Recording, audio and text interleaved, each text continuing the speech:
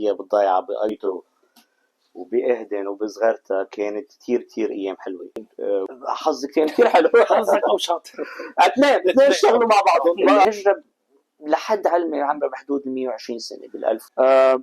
فكنت أطلع بالباص 2.5 ساعة كل يوم لنيو جيرسي وان واي، 2.5 ساعة أرجع على البيت، وكنت عم اشتغل ب $13 بالساعة، وكان بوقتها معي بعد $400 بالبنك، وكان الفحص يكلف $700. أنا ما كنت عارفك، عم بسأل عنك، بحبوك. هيدي نعمة يعني من الله. لا مش نعمة من الله، أنا بس في مجهود من عندك. شو القصة تصير مثلك يحبونا؟ لا انت كمان محبوب، سمعت عنك كثير اشياء حلوه. بفضل ما اتعاطى بالسياسه صراحه. سياسه اقطاعيه عم يورثوا عن بعضهم، وبعضهم الزعامات هي ذاتها بكل منطقه. قلعت هلا، يلا مشي. بعض الزعامات مثل ما هي بكل منطقه لسوء الحظ وضع مثل هيدا ما بيعمل بلد.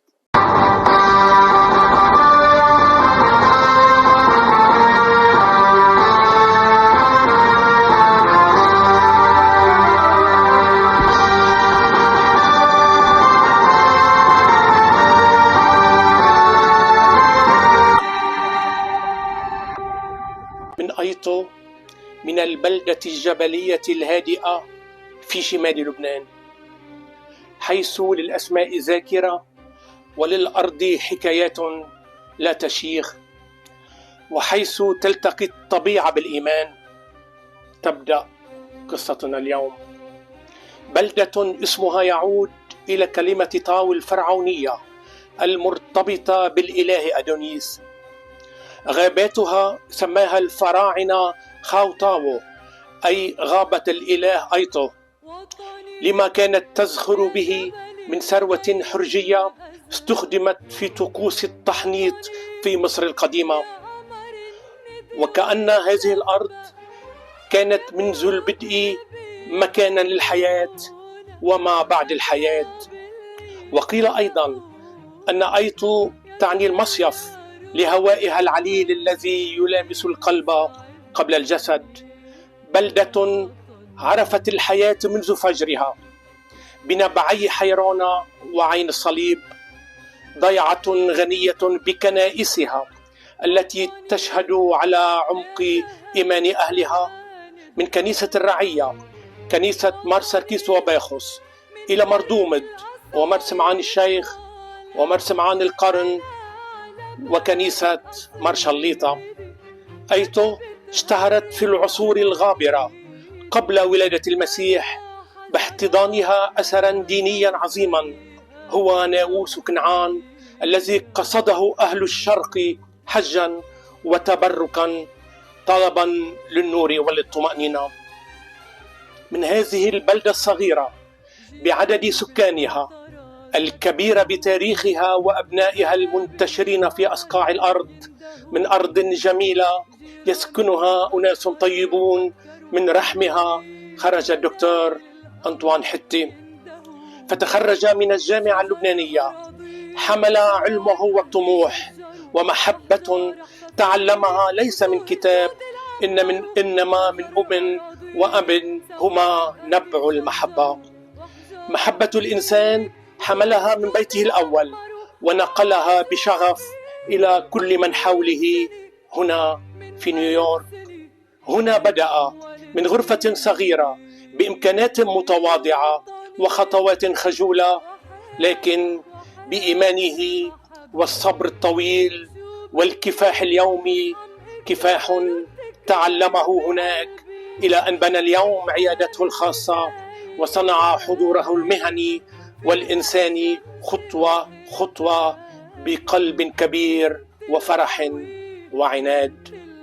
في هذه الحلقة من سيدر بودكاست وجوه وحكايات نستمع إلى حكاية طبيب ترك بلاد الشرق، ترك شمال لبنان وقضاء زغرتا وأحراج أهدن الفاتنة، عبر البحار والمحيطات ليبني حياة جديدة في أمريكا. إليكم حكاية إنسان من بلادنا كتبت فصولها على دروب العمر، حكاية تستحق أن تروى. دكتور أنطوان حتي، الله معك. يعني كثير على المقدمة. اهدن. رجعتني 20 سنه لورا.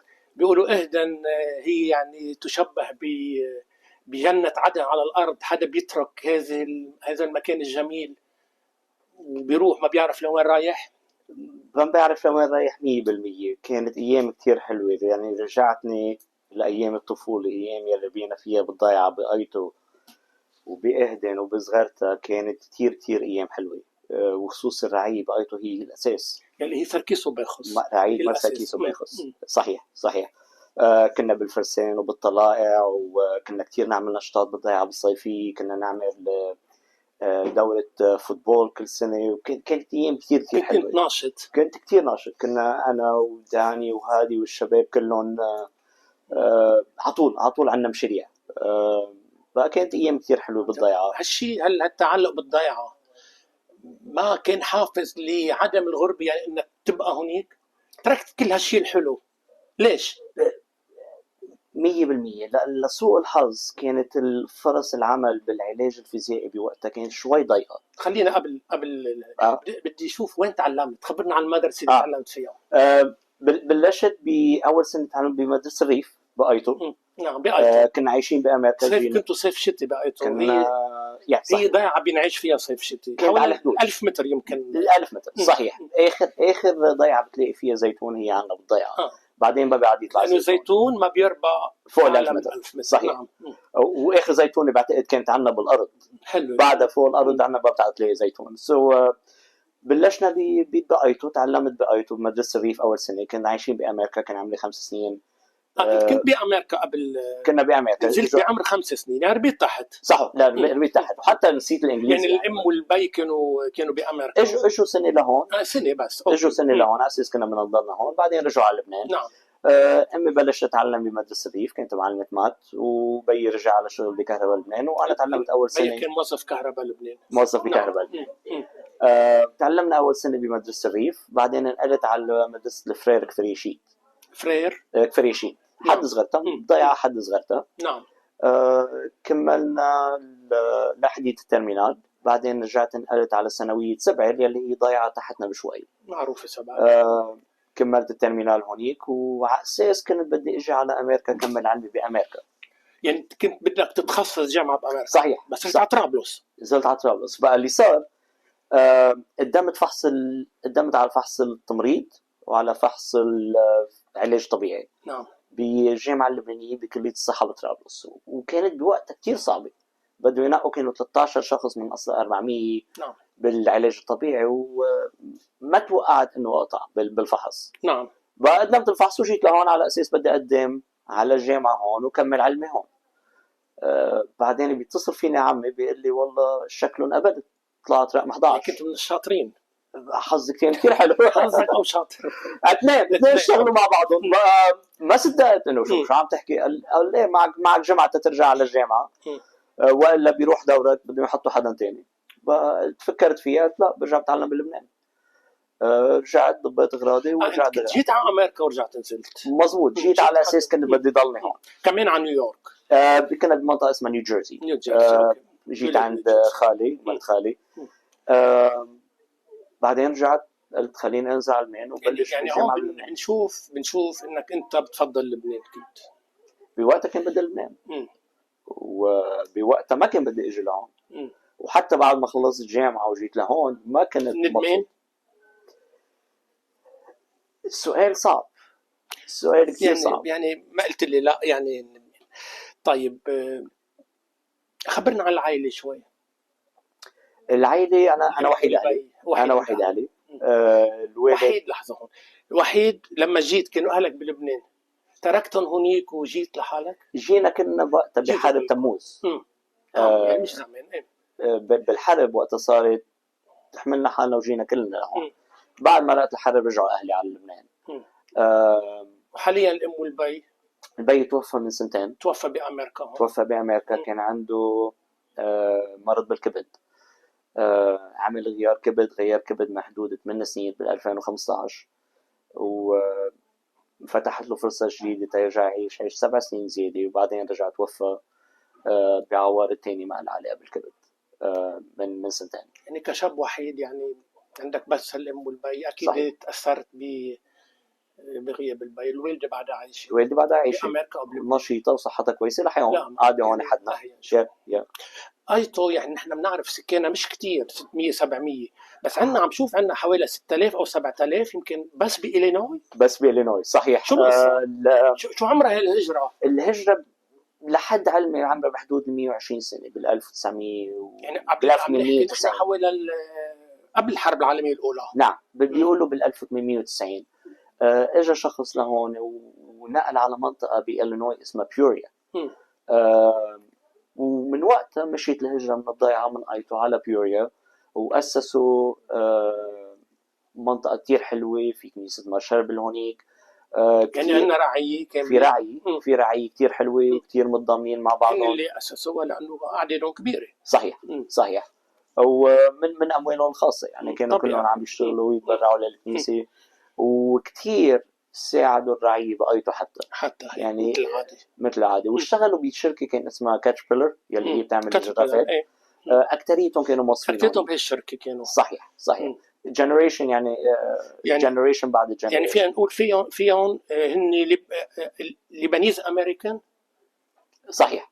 يعني الاكثريه منهم مثلا ما بيحكوا عربي، ما عندهم تواصل كثير. او في اثنين بالاجمال لانه الكنيسه انجمعوا بالكنيسه. كانت حتى يعني خلقوا هونيك بيحكوا عربي وبيقدروا وضلهم على تواصل كثير قوي بلبنان. يعني بعدهم على تواصل وحضرتك بعدك على تواصل كمان. عندي عائلتي هونيك، عندي عمتي، عندي خالتي لامي عم بتزور من تقريبا بالسنه بنروح مشوار او مشوارين.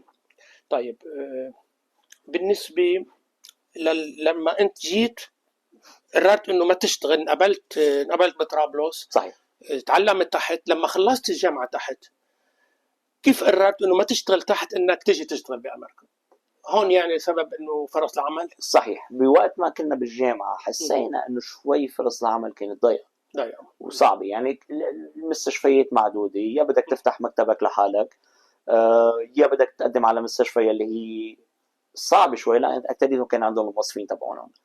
وبما انه كان عندي الجرين كارد وكان طموحي اجي لهون، كان عندي مجال اجي لهون قبل بتعلم بخلص بلبنان. ووقتها حسيت الفرص شوي ضيقه جيت لهون وبلشت شغل هون. بس ما كانت هينه ابدا. هيك بدي تخبرنا عنه من المراحل الاولى، من اول يوم عمل كيف درجت، لانه يعني هون العبره يلي ممكن الناس تتعلم. صحيح. كيف بنبلش صغار وكيف بنوصل اسم الله على الشيء اللي انا شايفه عندك. بلشنا من الصفر. ما كان عندي فكره ابدا كيف الوضع وكيف السيستم هون بيمشي. بالاجمال وقت نتعلم بالجامعه اللبنانيه بلبنان بيعلموك فرنسي. يعني مثلا اوكي بدك تروح على فرنسا بتكمل بباريس 5. في علاقات بين الجامعه اللبنانيه وجامعات فرنسيه او اشغال. بالنسبه للسيستم بلبنان وامريكا ما كان في تواصل كثير. يعني ما بنعرف شو او الطريقه اللي بنقدر ناخذ اللايسنس ونبلش نشتغل هون. فكان في 3 اشخاص لبنانيه، شخص من بيت جعجع، شخص من فلوريدا، وشخص من بيت خوري بكاليفورنيا. وتعرفت عليهم من حجة الجامعة، من أساتذة تبعوني بالجامعة، وعطيوني شوية معلومات وساعدوني. نحكي تحت هودي 3 أشخاص عطوك فكرة قبل ما تجي. صحيح. وفي أستاذ كمان بالجامعة كان عم بفكر يجي على أمريكا، وعطاني كم فكرة كمان، اسمه رياض نصر، بعده لهلا بيجي على أمريكا كمان، عطاني شوية معلومات. فكانت المعلومات قليلة وبلشت بلبنان، بلشت أحضر بلبنان. وأنا بلبنان بلشت أحضر مشان تاخذ اللايسنس هون. كان شيء كتير صعب، كتير معقد، مثل عم بيقرص فيني لأنه أشياء كتير نظامية وستيب تلحق ستيب بدها تكون كله بالنظام. يعني سيستم معين انت خارجه وفت عليه. مزبوط. بلشنا بتذكر كمان ما كان عندنا انترنت بالبيت، بقى كنا نروح على محلات الانترنت نستعمل الانترنت، ناخذ ساعه ونستعمل الانترنت تقدر اقرا واطبع معلومات وعبي الابلكيشنز. ولانه في اشياء اوراق كنت بدي اجيبها معي من لبنان. يعني مرحله كانت صعبه يمكن اكثر من الجامعه. كثير صعبه. كانت معقده وصعبه وشيء كثير جديد ما لنا معودين عليه. يعني هذا النظام الابلكيشن وهالسيستم المعين ما لنا معودين عليه. فاول مرحله كانت انه اقدم على ولايه نيوجيرسي. نيوجيرسي يمكن اهين شوي من كانت اصعب لسوء الحظ. كانت اصعب. وقت قدمت على نيوجيرسي وصلت لسوء الحظ لحياة مسدود.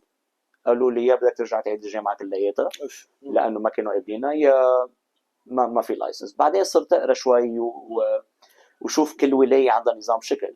لقيت إنه ولاية نيويورك كانت شوي أهين.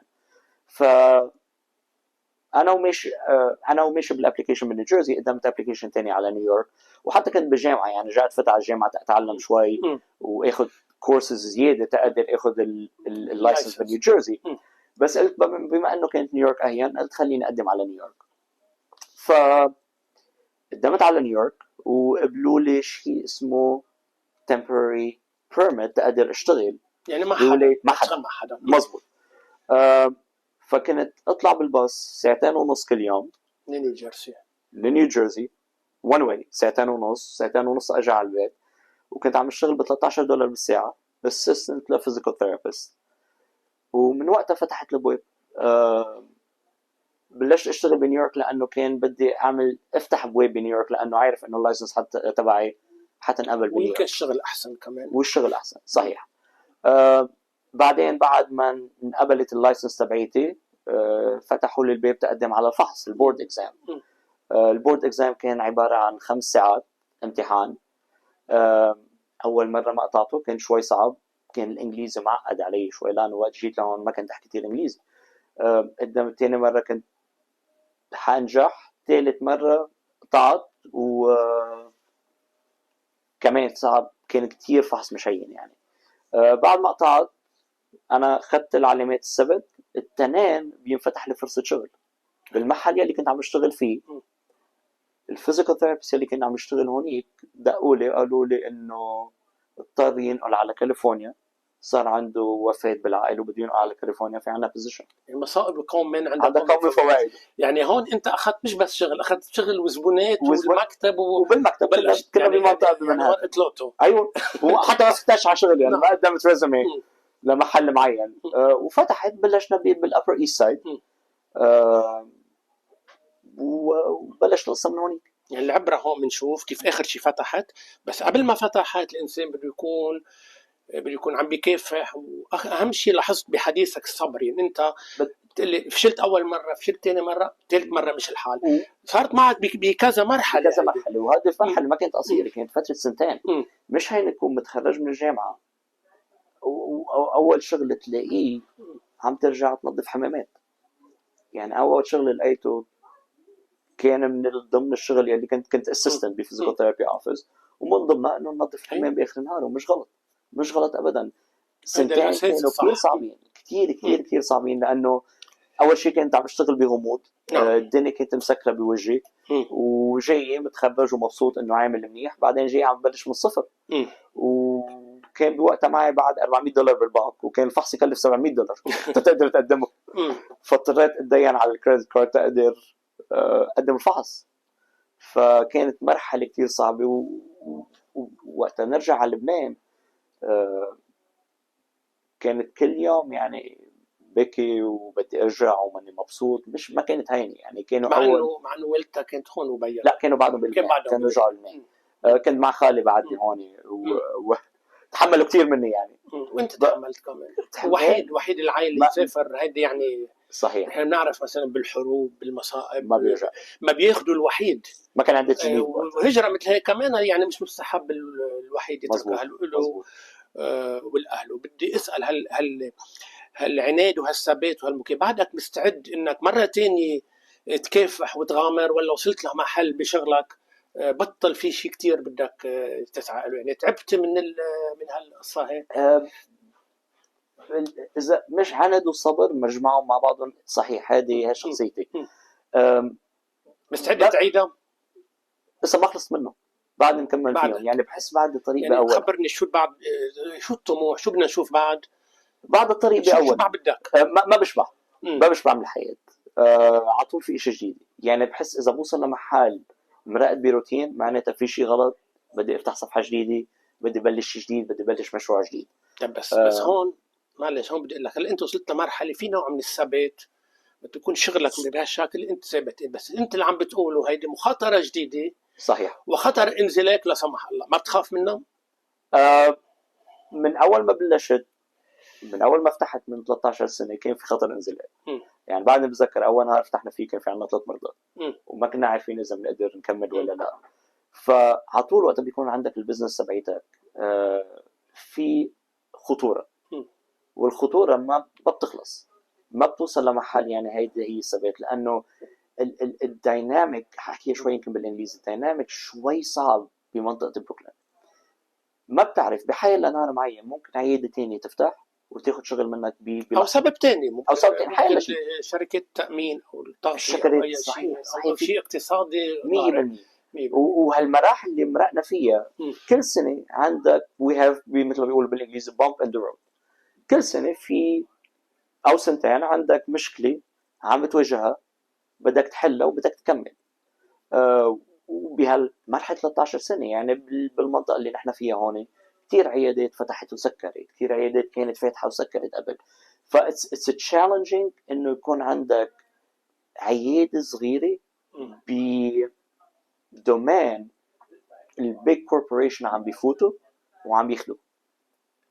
كثير صعب بامريكا الوضع الحالي بامريكا. كم عندك موظف هون؟ 20. عندك 20 موظف. في 20. عندنا مكتب هون وعندنا مكتب على اتلانتيك افنيو يلي هو حد باركلي. بفتره يعني السنين مش طويله، بفتره يعني قصيره كنت انت بعدك عم بتفتح على الشغل وعندك 3 زبونات، خايف اذا خسرت بطل عندك زبونات شوي بنصير عندنا 20 موظف وعياده كبيره ومبتسم بالنجاح. مزبوط. وان شاء الله على طول. بدي اسالك، في نوعين من الناس، في ناس بيقولوا يعني بنوصل 60 64 نحن بدنا نتقاعد، وفي ناس بتضل تشتغل لل90 ل96. بشوف جراحين بامريكا بيعملوا عمليه عمره صحيح. عندك نظره انه انت بتحب انك توصل وقت تتقاعد، او كمان بتحب لاخر يوم من حياتك تكون عم تشتغل؟ ما بعتقد اتقاعد نهائيا. اذا ما بكون عم بشتغل بحس حالي ضايع. مثلا اذا نهار فرصه او مرضت شوي وقاعد بالبيت ما بعرف شو بدي اعمل، ما بعتقد بوصل لمحل اتقاعد نهائيا. على طول في مشاريع جديده، على طول في اشياء جديده. عيادتين بحس ما بيكفوا، بحس بدنا نكبر اكثر. بلشنا كمان شيء جديد كتير نوعي بامريكا، اذا بعرف شفت يلي هو الفيرتشوال ريسبشنست.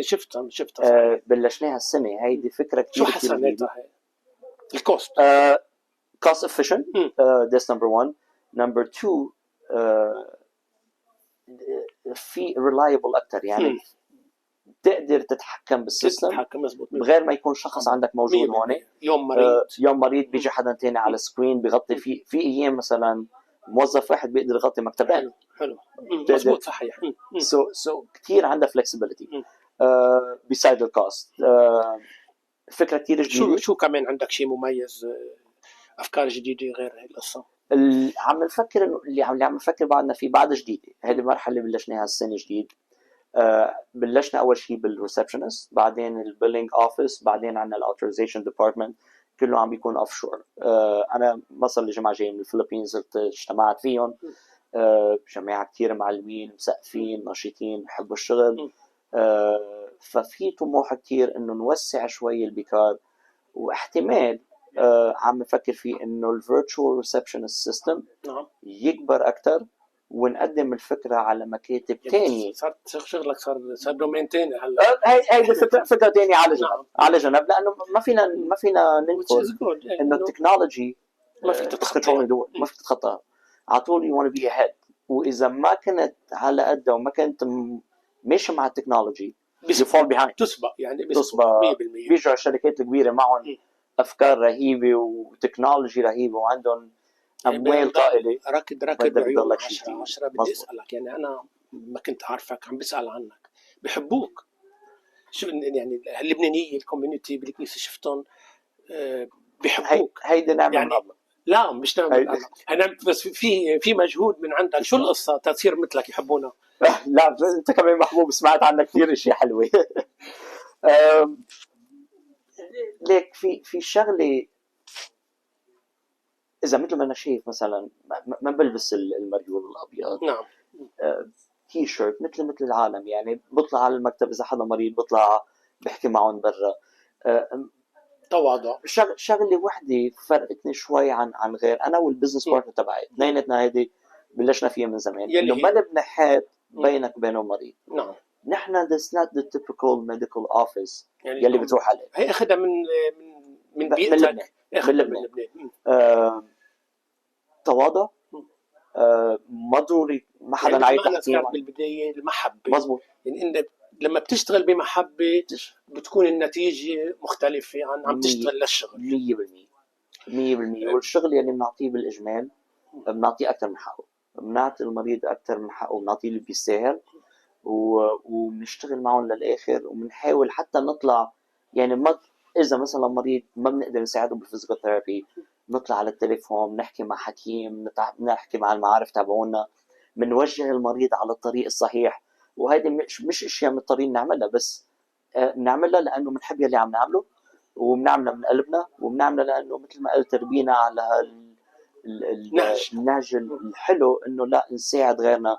وبعتقد كمان شغله وحده بعدها فيني هي 2.5 سنين يلي طوعت فيهم بالصليب الاحمر بلبنان. طوعت بالصليب الاحمر بلبنان 2.5 سنين، وهودي اثروا فيني كثير. مدرسه الصليب الاحمر مدرسه بحد ذاتها. هودي كانوا اساس، وكانوا اشياء كثير تعلمت، كانت فتره تعلمت منها كثير اشياء، وبعدها لهلا فيني. يعني we give more than what we should. I love that. خلصنا من الشغل. العلاقه يعني الكوميونتي، خبرنا كيف علاقتك مع الناس هون، مش عم بحكي طبيا. عرفت بتروح على الكنيسه، مساهم، بتحب الناس ولا اكتف؟ لانه عايش بحكم عايش بالجيرسي، ما بقدر كثير انزل بالاحد على الكنيسه، بس اللي بتقدر تعمله ما تتاخر. يعني الاساس البزنس كانت هي الورد اوف ماوث والكوميونتي. بلشنا مع كذا جمعيه لوكال ببيرج.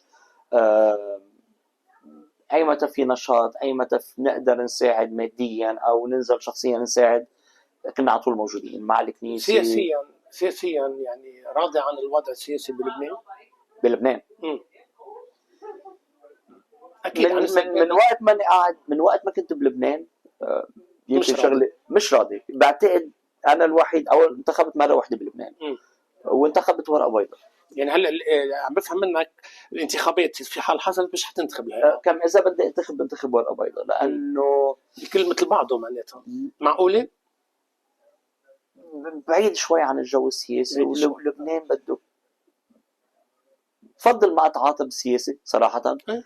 موضوع شوي بعيد عنه. بنتمنى بنتمنى الخير، وبنتمنى يزبط الوضع. بس انت لا يعني التناقض هو انه بعيد عن السياسه، بعيد عن الموضوع، بس انت لما سافرت اول فتره كنت تنزل على لبنان وتبكي. صحيح. انت كنت تبكي. صحيح. تبكي على لبنان، تبكي على محبتك للبنان، وهلا بتقول لي ما بدي اتعاطى سياسي. كيف هي ما بيجتمعوا مع بعضهم هودي؟ ليك كان في قصه وقتها كلهم، يعني كلهم وشفنا اللي صار، ولسوء الحظ ما وصلت لمحل. بدها كتير جهد، بدها كتير صبر. نعم. بدك تنزل أكتر على لبنان وتتعاطى أكتر سياسيا. بس حاحكيها مثل ما هي. لازم بقى يتغير الوضع بلبنان. الوضع مش مزبوط، سياسة مش مزبوطة، سياسة إقطاعية، عم يورثوا عن بعضهم، وبعضهم الزعامات هي بكل منطقة. قلعت هلا يلا مشيت. بعض الزعامات مثل ما هي بكل منطقة. لسوء الحظ وضع مثل هيدا ما بيعمل بلد. بدك تنفضه من جذوره. انت عندك نظرة معينة. كله بده يتغير. ما فينا نكمل بالوضع اللي احنا فيه. ما معقول برلمان يكون حكمه فرد شخص من نحن وصغار لهلا، شيء مش طبيعي. ما حنسمي اسمه. عن يوصل بالرسائل كفي. ما معقول يكون بلد محكوم بحزب بيمشي البلد مثل ما بده. مش طبيعي. ما بيخلق بلد يعني. ف اللي عم نشوف التغييرات اللي عم نشوفها شوي حلوة، يمكن عم تفتح بواب لمستقبل أفضل. بس بدنا شايفها كيفية برأيك كيف ولا ممكن بدنا نكمل، وبدنا نضرب أكتر من حديد. بدنا نكمل على اللي صار، وبدنا نبني وطن على أساس إنه في دولة تحكم مش أحزاب، ونفتح انتخابات ومعلش الجيل العتيق يزيح يقعد شوي على جنب. مع الانتخابات بس بعدين يعني جريت احكي شوي اكثر. الجيل العتيق يقعد شوي على جنب، خلي الجيل الجديد، في كتير اشخاص متعلمين، كتير اشخاص مثقفين، كتير اشخاص لازم ينفتح لهم الابواب. يقعد الجيل الجديد العتيق على جنب، يفتح ابواب للجيل الجديده، والمصاري الانتخابيه شوي تخف، ما ضروري نشتري الاصوات بقى. هيدي اشياء لازم توقف، ما بعرف كيف لازم يوقفوها، بس لازم توقف بطريقه او اخرى. بدي انهي من هون وسؤال، في حال حصل الشيء اللي عم تحكيه، ارجع لبنان بالنظرة اللي انت شايفها بلد حلو، بلد في فرص عمل، بلد جميل بنعيش فيه امان سلام، ما في شيء خارج الدولة، انت مستعد تنقل كل شيء وتعمل نفس الشيء بلبنان؟ ما عندي مشكلة ابدا. لبنان بعده بلد، لبنان بعده البلد اللي خلقت. ما بتخاف يرجع يتغير الوضع يوم من الايام مثل العاده؟ لانه كثير ناس وقعوا بهالفخ، يعني راحوا ونقلوا شغلهم وخسروا كل شيء ورجعوا يضطروا يرجعوا يجوا ويرجعوا يبنوا عن جديد. اذا النقله بدها تصير على طول بده يكون بالانجليزي don't put all your eggs in one basket. يعني بدك تضلك تكون الخساره محدوده. مزبوط. فاذا في مشروع انه يعني ثقه غير كامله، هذه وين ما كان، هذه كل وين ما كان بالحياه يعني. بدك على طول يكون عندك بلان A بلان B بلان C. بسكر كل شيء هون وارجع على لبنان؟ اكيد لا، بس اذا فتحت لي فرصه بلبنان اقدر اعمل شيء، اكيد بحب اعمل شيء. ان شاء الله بتفتح لك فرصه بلبنان وبتفتح بوجهك وين ما كان. بدي تطلع بالكاميرا وتحكي مع الشباب اللبنانيين عم يتخصصوا خصوصا بمجالك ومجال الطب يلي هن بلبنان، شو بتنصحهم يعملوا؟ واذا بتنصحهم يجوا على امريكا ولا يروحوا على اوروبا او يبقوا بلبنان؟ مجال الطب مجال اول شيء حلو، مجال كثير حلو، خصوصي اذا بتحب تتعامل مع المرضى وبيحبوا يساعدوا العالم. اول شيء بدها تكون مبلشه من القلب. اذا مبلشه بفكره انه بس تنعمل مصاري او دومين حلو او وجهها، لا، مش هي اكثر انه بنحب نساعد العالم. بخصوص لبنان، بنفضل نضل بلبنان، بنفضل نبرد لبنان، بس اكيد اذا فتحت فرصه برا ما تقفل فرصه. جربوا اعملوا شيء حلو، جربوا غيروا العالم. الشباب اللبناني شباب كثير متعلم طموح، ومنبيض وجه لبنان وين ما نروح. توفيق للكل، وبشكرك عن جديد. شكرا لك دكتور أنطوان حتي. وأعزائي المشاهدين إلى اللقاء مع حكاية أخرى. شكرا.